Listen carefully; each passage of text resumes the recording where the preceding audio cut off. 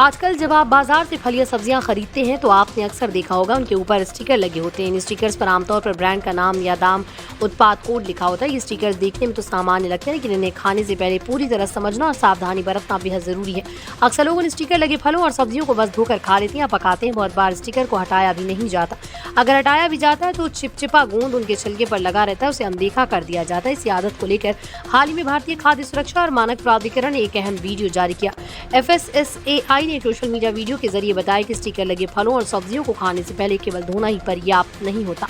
अगर स्टिकर को पूरी तरह से हटाया नहीं गया या उसका गोंद छिलके पर रह गया तो ये सेहत के लिए हानिकारक हो सकता है। इसलिए उन्होंने सुझाव दिया कि ऐसे फलों और सब्जियों को खाने से पहले उनका छिलका जरूर उतारें।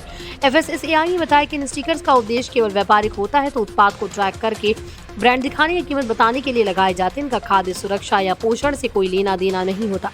इन स्टिकर्स पर जो गोंद होता है वो खाने लायक नहीं होता और अगर वो पेट में चला जाए तो ये पाचन तंत्र को नुकसान पहुंचा सकता है।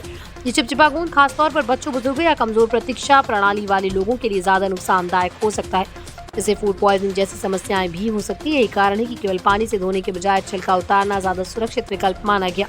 जब भी आप स्टिकर लगे फल या सब्जी खरीदें तो पहले उस पर लगे स्टिकर को नाखून या चाकू से सावधानी पूर्वक हटाएं। इसके बाद उस जगह को अच्छे से रगड़ कर धोएं या फिर पूरे फल या सब्जी का छिलका उतार दें। ध्यान रहे कि अगर स्टिकर हटाने के बाद भी उस जगह थोड़ी सी चिपचिपाहट रह गई तो वो रासायनिक गोंद आपके शरीर में जाकर नुकसान पहुंचा सकता है।